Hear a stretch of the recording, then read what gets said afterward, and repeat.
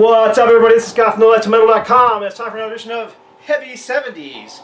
And this one's going to be 1970. That's and right. Along with me for this one is... Trog! Of Stone Groove Records and Stone Grooves and Deep Cuts. There you go. And Troglodyte Dawn.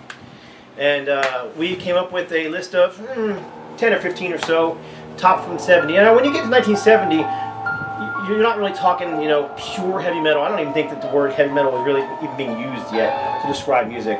Well, excuse me. This is going to be wicked loud. What do you call it? Steppenwolf did use the term. Yeah, Steppenwolf did use the term, He but... Born to be Wild in 60... Something like that, but it was more describing the sound of, you know, the motorcycle. True. But, you know, it didn't become until, like, what, not 74, the term became real, you know, being used a lot. And by 78, it was everywhere. But anyhow, so some of this stuff, you know, might not belong in a heavy metal list, but we're just going to call it, you know, some of our favorites from 1970. It's hard and heavy. It's not hard rock and heavy metal. No, it's just hard and heavy. Hard and heavy. All right, so number one, we're going to go with probably not anywhere near one of his best albums or even one of his best known albums, but Alice Cooper. And this is the Alice Cooper Band. Yes. As discovered by Frank Zappa. That's right. And on the Bizarre label, Bizarre label, yeah. Straight. Straight. I think it's actually Straight. Let's check it out. I think Straight was the This is a gatefold too. Of Bizarre anyway. Yeah, if I remember right, I've got... Yeah.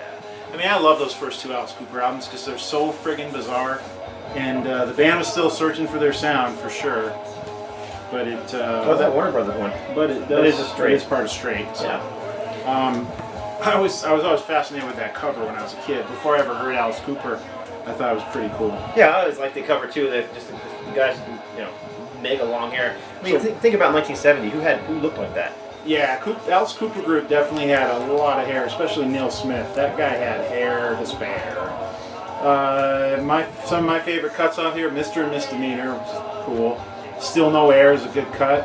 Refrigerator Heaven. Yeah. Lay Down and Die Goodbye. Return of the Spiders, which is a tribute kind of to themselves. They were the Spiders before they were Alice Cooper. And of course, the Return to Refrigerator Heaven kind of came back later on in different form. Think about it. Refrigerator Heaven. Yeah, when you talked about somebody having sex with the corpse on, was it Welcome to My Nightmare? Oh, you're talking about I Love the Dead? No. Cold Ethel. Cold Ethel, there you go. Oh! And every little line, Refrigerator Heaven, came right back into that. Oh, I didn't remember that one. Mm-hmm. Cool. Which was, I always thought it was a reference to that song. Maybe it probably was. Yeah, probably. So, anyhow, Alice Cooper, 1970. Yeah. The very first album from the Alice Cooper Band. Very different from what they'd be known for. Yeah. Alright, we're going to go with, this would be album number 5 by Blue Cheer. We've got the rare original cover of Blue Cheer 5, the original Human Being. This was the last thing to round out my Blue Cheer collection. The more well-known cover, there was a couple of them. Black and white one, band sitting kind of in the alley with a balloon. I like the color one, just adds a lot to it. Yeah. Favorite cuts on here, we got Good Times Are So Hard to Find, definite one. Pilot. Cool band, a different sound by this point. This was not the three-piece LSD and louder than God lineup anymore. They're kind of trying to refine their sound a little bit more. I wouldn't call it lighter, but maybe cleaner. Yeah, a little bit more melodic, not quite as heavy metal. I mean, I think Blue Cheer was one of the very earliest heavy metal to really do that. I mean, but, by this point, not so much. At worst, you'd call them proto metal, but you know. Yeah, that's what I use it. Yeah, it's called proto. Blue Cheer. Yeah, Blue Cheer. Not one of their most well-known, or necessarily one of their best, but. All right, this next one is the a guy who would become prolific in 70s American heavy metal. The Amboy Dukes, featuring Ted Nugent. There are several pressings of this. There are this one here, which is the original pressing, because it has a little sticker here that's saying featuring Ted Nugent. Most copies say Ted Nugent and the Amboy Dukes in here. This is an original pressing. Pretty like sure I said. you gave me that. I think I did too. Yeah. Yep. It's a. It doesn't sound like the Ted Nugent solo stuff. No. Still heavy in the 60s, kind of psychedelia, and it had that Nugent guitar tone. Yeah. So that's what gives it its heaviness. But as far as being heavy metal, no, not really. Proto, maybe. Yeah, and Maybe. again, that's what I would call it, is proto metal, if anything. But trying to remember if there's any songs on here that ever resurrected anywhere, and I don't think there was. Not even Breastfed Gator? No, not even Brain Games of Yesteryear. Not even the Inexhaustible Quest for the Cosmic Cabbage? None. We're not doing drugs. Ted Hat came up with some interesting titles back then. I wonder how much of that was his lyric writing, if it was Andy Solomon. But anyhow, Ted Nugent and the Amber Dukes, Survival of the Fittest, Marriage on the Rocks, Rock Bottom. I almost said Survival. I did say Survival of the Fittest. I don't know where I got that. Is that like side 1 is Marriage on the Rocks, side 2 is Rock Bottom? Kind of like Jethro Tull had each album. That's why I would have understood it. Whether that's true or not, I couldn't tell you. Like the Aqualung album, side 1 was Aqualung, side 2 was My God. I like that. 1970, here's another one. Humble Pie, self-titled third album. And gatefold on here.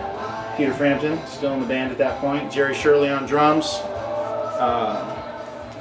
Greg Ridley on bass, as always, and the incomparable Steve Marriott on vocals and guitar. One of the best singers out of England in the 70s. Right. You said Peter Frampton, I got Doobie Law stuck in my head. This is long before Doobie Law. Yeah. What do we got on here? We got One Eyed Trouser Snake Rumba, covered later by Hounds of Hasselvander on their Further Torments of VSG EP. Red Light Mama, Red Hot, I'm Ready, Live With Me is on here. Good stuff. Humble Pie, just great classic hard rock from the 70s, very blues based. Steve Marriott, nobody could sing like Steve Marriott. He's influenced many. Yep. Black Crowes are very into Humble Pie. Quiet Riot's Kevin Dubrow, huge fan of Humble Pie. I'm getting a kick out of watching him get that thing back. I'm in a little trouble here. Alright, up next, Genesis. This is not a band most people would think would make a list like this, but you know what? Early prog. This is Genesis' second album. Doesn't really have that 70s sound. Quite yet. It doesn't have that. It wasn't quite as proggy, as musical, as progressive as what they would do, except for the song "The Knife." Now, "The Knife" was definitely a prelude of what was to come. You know, soon. But it still kind of has a lot of that 60s vibe going on to it. But "The Knife," excellent song from Genesis. Trespass, great record. There's a knife there? There's the knife, man. There's the knife. So, That's not a knife. not heavy metal, not proto metal, just good, solid 1970 rock and roll. Prog, some of the prog, old prog can get damn heavy though. Yeah, like Yes. Oh yeah. I mean, Listen to Heart of Sunrise. Chris Squire's bass playing, Oh yeah. awesome. All right, here we have some more, not pure prog, but space rock as they called it. Yep, They weren't definitely even space pure rock. space at this point. They were still a little folky. First Hawkwind album, self-titled. All right, so we got Hawkwind spelled out in leaves, and we got some kind of lizards running around, piles of leaves. It's like, what does this have to do with Hawkwind? I don't know. No. Copious amounts of drugs? Yes, definitely. Hurry on Sundown on here, very cool. Be Yourself, love that one. Paranoia, parts 1 and 2, Seeing It As You Really Are. It's good stuff. Not quite what you'd expect, the chanty, super long pieces that they did on In Search of Space or Right. Do Re Mi Fa Sol La Ti Do, but this is definitely the roots of what they were going to turn into, and I like this album. I like it a Do Re Mi lot. Fa Sol La Ti Do. This was Lemmy's first album. Yeah, Lemmy's first album. Lemmy did not play on this one. No, he didn't. He didn't play on the second one, In Search of Space, but he did play on the Silver Machine single, which is kind of associated with this album. So there. Main man for Hawkwind? Dave Brock. And we Dave got Brock. Nick Turner too. We got three Yeah, versions Nick of Turner. Hawkwind right now, I think, floating around. There's Hawkwind with Dave Brock. Nick Turner's Space Ritual is also another one, and I think there's a third, but I can't quite remember. All right, next up, let's see what we got here. Okay. We got Uriah Heep with Uriah Heep And Very Heavy, Very Humble, UK, USA. US. Slightly different track listings here too. Slightly different covers too, you think? Now, very different covers. Now, I mean, Very Heavy, Very Humble's got some guy trapped in what looks like spider webs. I think it's Mick Box, I'm not sure, but kind of creepy looking. This thing is just bizarre. This is like evil centipede. Whatever. I love the cover though. It's so I actually like both the covers. I think they're both kind of cool. They're totally different, but great albums. I mean, what do we have? If you want to talk about first wave of British heavy metal, Uriah Heep are one of the originals. Yeah. It's not just the songwriting. It's not just the guitars. It's that heavy. And I want to say keyboards. It was organs. Yeah, the Hammond B3 with Ken Hensley. Exactly. Heap was definitely. I mean, okay, Heap and Purple, very similar kind of styles. Yep.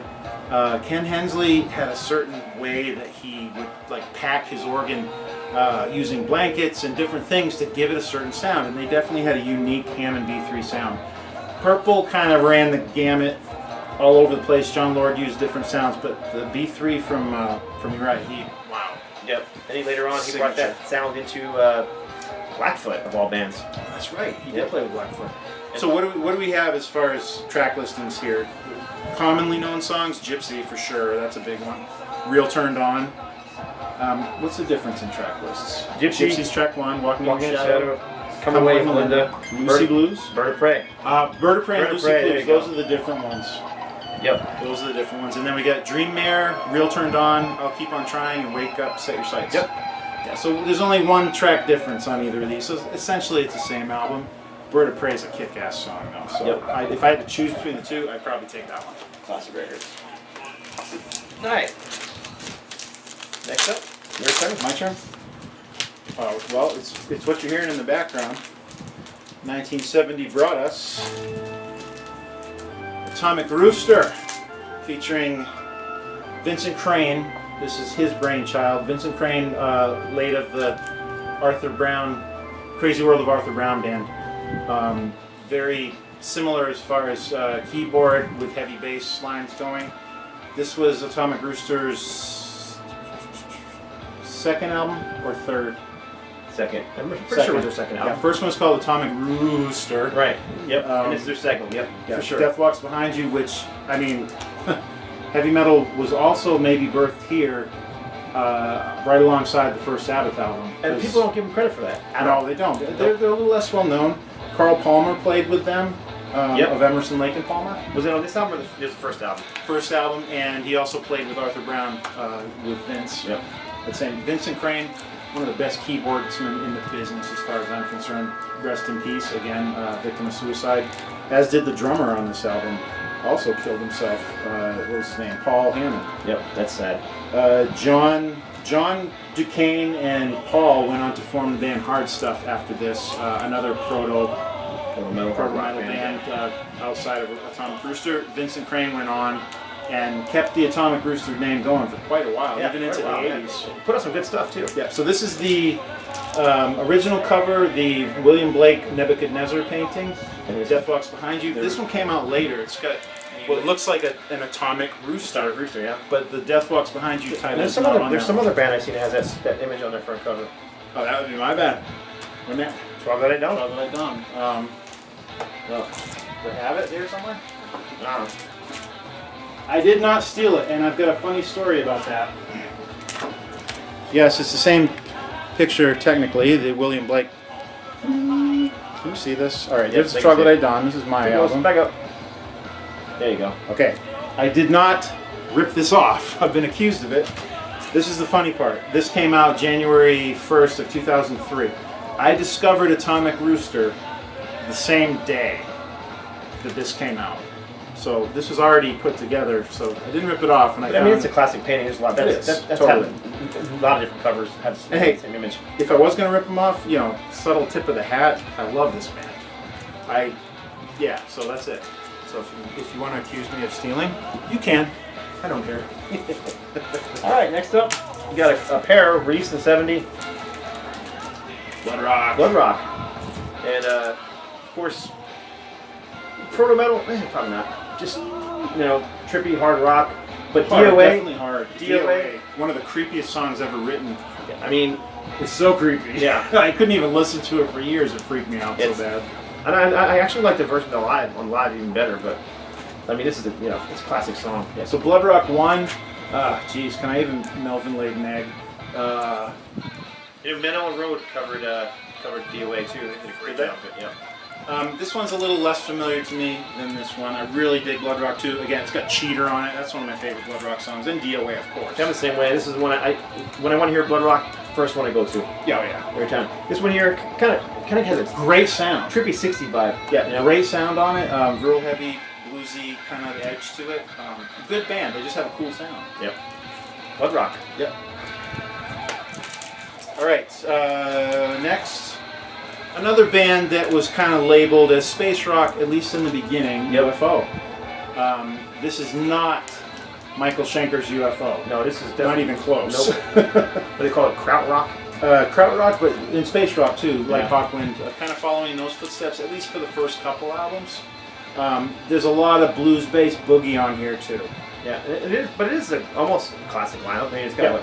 There's some blues standards on here too. They do Evil, I believe that's the Howlin' Wolf Evil.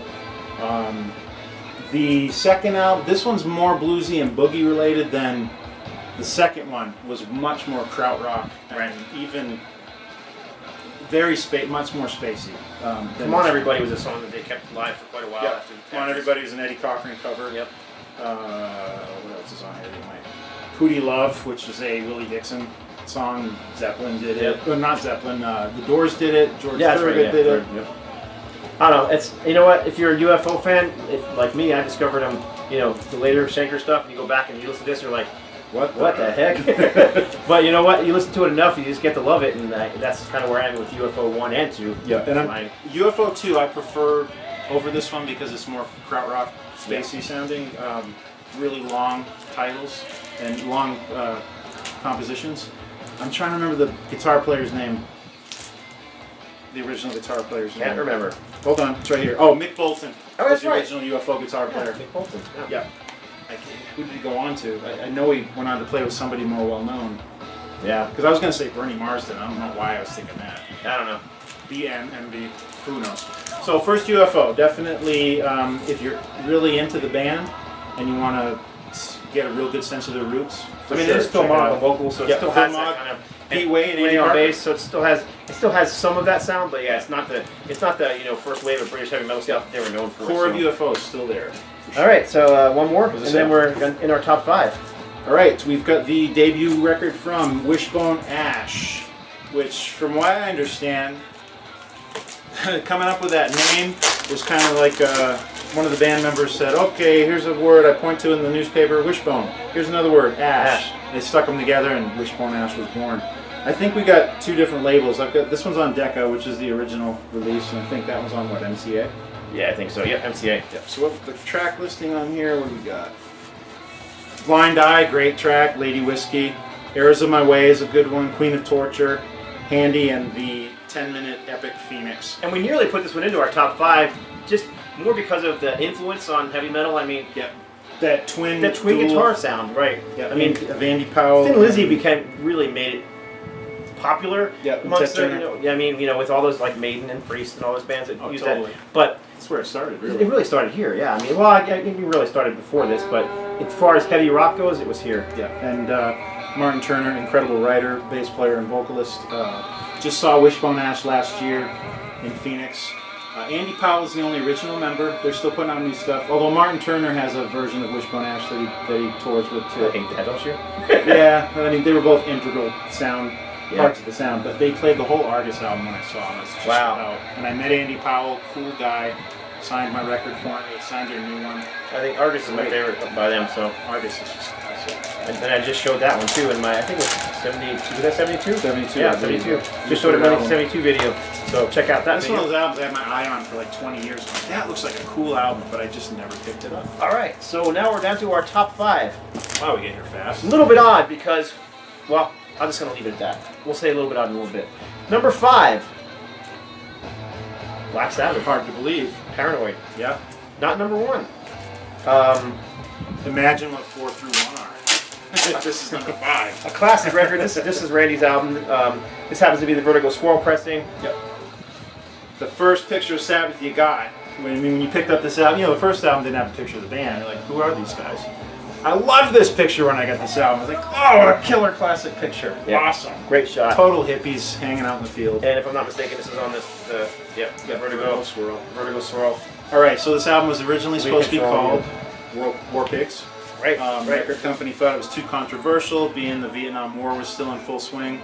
I mean, the title War Pigs kind of matches the picture of the freak show with the motorcycle helmet and the sword and the shield jumping out from behind the tree. But hey, paranoid works for me too, because the guy looks like he's a bit paranoid. I think. And you know, this album here, which guitar player didn't learn how to play? Iron Man was my first. Or, I mean, is it Iron Man or Paranoid? Yeah, Paranoid was a little harder. Iron Man, I remember that first riff I learned. For hours I sat in my room. Exactly. I loved it. Loved it. Definitely deserves to be in a top 5, 1970. Yep. Deep cuts on this one. My favorite, Planet Caravan, made popular in recent times by Pantera. I remember hearing it when I was a kid, though, just going, wow, that's totally unlike Sabbath, but it's so cool. Yeah, but Rat Salad. Trippy song. Rat Salad's killer, too. Yep. All right, so number 5. Number 5, again, more of an inclusion, I mean, because of his influence, as much as him this being one of his best albums, but Jimi Hendrix. Oops. Band of Gypsies. There you go, Band of Gypsies. And what a cool lineup. This was not The Experience anymore. This was Band of Gypsies. We had Billy Cox. Billy Cox on bass and Buddy Miles on drums. And Jimmy was going for a different sound. He was trying to, I mean, it might sound racist, but he was trying to get away from the white audience. And he had more, there was a little bit more funk, maybe even a little bit more of a jazz kind of influence with Buddy Miles and Billy Cox. I mean, it's just and this is an all-black band now, too. Right, and it was a different time period. I mean, it was. You know, blacks weren't, they were still fighting for acceptance, still fighting to be able even to ride on buses and stuff. It was ridiculous. Well, and also you got Machine Gun on here, which is, you know, obviously Vietnam, again, in full swing. So very much related to that whole thing. And Hendrix' guitar tone, I mean, killer. Who wasn't influenced by Hendrix? You know, everybody. Just a class of his own. There's no real classifying him. Again, heavy metal? No. But roots of heavy metal? Absolutely. Absolutely. Yep. Both Hendrix, you know, both Band of Gypsies, definitely the Experience. Yep. So, all right, number 3. Yep. You do that one. That's the reissue. Led Zeppelin 3 at number 3. Not the hit machine that some of the other albums were, say the second one and the fourth one. I mean, I love every Zeppelin song. There's not really one I don't like. But this one is full of deep cuts. Immigrant Song, the most well-known. Yeah, and also one of the heavier songs that they put out. Totally heavy. I mean, that is metal riffing right there, that staccato kind of picking. Yeah. Yep. So we've also got this killer sleeve, which, if I'm not mistaken, is probably Hypnosis. It is Hypnosis. I'm pretty sure it is. I mean, this whole wheel that spins around in the sleeve, and you can see the different pictures through the cutouts. There's pictures of Jonesy in there, and Page, and Robert Plant, and Bonzo. It's always there. I always had a way that I, you know, showed the maximum amount of band members allowed, which was probably about 2 at a time, but cool. Oh, right there, yeah. Yeah, definitely cool. My favorites, deeper cuts on this. Oh God, Friends, Celebration Day, Since I've Been Loving You, and Out on the Tiles. That's the rest of side 1. Not really songs you hear that often, but second side, lots of acoustic stuff. Gallows Pole, Tangerine, That's the Way. Those 3 songs just killer. They included in the acoustic sets that they used to play in the middle of shows. Just basically heavy blues. Very. Yep. And very full, and a huge folk presence in this one too. You know the difference between like Sabbath and Zeppelin as far as heaviness? Sabbath, it was all about the guitars. Yep. Those heavy guitars. Zeppelin had putting the riff. Zeppelin, it was the bottom end. It was John Bonham and John Paul Jones. It was those guys who gave John that. Paul Jones was just a stellar musician. As far as, so underrated. Technical ability. John Paul Jones was Page was a great guitar player, huge session man. As far as technique came, he had a kind of very loose style. Very sloppy, but that was his deal. That was his style. But John Paul Jones, I mean, wow. This is the recent, 2014 reissue remaster. Yep, with the bonus disc in there, all kinds of records. And to be honest, I have not listened to it yet. And I hate the way they did the backs with the reverse now. I don't know why. I would have just rather have them leave them as gatefolds, but regardless, cool release, 180 gram vinyl, I believe. So yes. There you go. The deluxe editions. So that would be number 3. Number 2. Deep Purple in rock. And here we've got a German pressing. Different colors. Mach 2. Deep Purple. the first. I mean, it's not the first record for Ian Gillan because he sang on that orchestra one. Yeah. But the first heavy. First proper record. one. First proper one. This right here, first wave of British heavy metal. Oh yeah. I mean, jeez. Speed King was probably the first thrash song. Easily, yeah, really. It easily could have been our number one, except for number one was just unarguable. Yeah. But yeah, Child in Time, Flight of the Rat. Oh, Child in Time's awesome. Hard Loving Man. I mean, it's just not a bad song. Fire's cool. And if I'm not mistaken, this is a gatefold.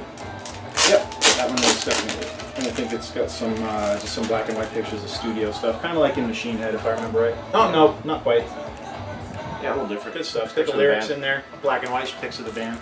I mean, really, Deep Purple has Mount Rushmore. It's iconic. I know a lot of people who listen to their favorite Deep Purple record. I can understand why. Oh yeah, totally. For me, Machine Head was the album that I discovered him on, so it was like Made in Europe was no-brainer. my first, so I got turned on to the Coverdale lineup before anything. I heard Burn before I heard Smoke on the Water, so I kind of came in through the outdoor. Yeah, this one is cool. And by the way, it's got a little bit. So Aya. Yeah, I've got your record. Thanks you for writing on the it. record. We appreciate it. Yeah, you wrote on both sides. Thank you. Appreciate that. Yeah. I bet she lives in Germany. All right, we're down to number one. Number one. This shouldn't be a shock to anybody, but it is a shock because this band made it into the top 5 twice. Black Sabbath. First album. We've got the Vertigo gatefold version and the American Warner Brothers version. Yep. The difference being one track gatefold. different on each one. This one's gatefold, original black one, with the inverted cross, which was not the band's idea. It was a record company thing. And the band hated it, from what I read. Yeah, I do remember that. Because they all wear crosses, every single Right. one of them. And the difference in track, Evil Woman, Don't Play Your Games With Me, which is the Crow cover, is the opening cut on track side 2. On this one, it is Wicked World. Correct. So each one was like the B-side of a single, I think, in the opposing countries. But is there a song heavier than The original Black Black Sabbath? Sabbath. I mean, that's like one of the scariest songs ever with DOA. Yep. You know, they It just both I mean, creepy. even the storm opening. Yeah. And they came out the same year. So we got 2 covers on here too, on the UK version anyway. Evil Woman is by Crow, which if you listen to the original, that middle guitar solo part is horns. So Tony does a great job of kind of rebuilding that with guitar. And then Warning is also covered by Ainsley Dunbar's Retaliation, which I looked for years, and it wasn't until the advent of all the illegal downloading. What is that? That is Atomic Rooster, by the way. The advent of downloading that I found the original Warning, and now since then I've been able to find it. But it's so cool hearing the original. And of course, one of the bigger tracks on here, The Wizard. Yeah. I mean, still an FM radio staple. Yeah, great track. And NIB stands for? Nothing. I've always been told that it was Nativity in Black. I read in Tony Iommi's biography, nothing, yeah. Yeah, it was nib. They used to call Bill Ward's had a beard that came to a point like a pen nib. And apparently that's how it came to be. They added the periods, and over time it evolved into this whole Nativity in Black thing. Which it never was. Sort of fits the lyrics if you sit down and think about it, but does it matter? Not really.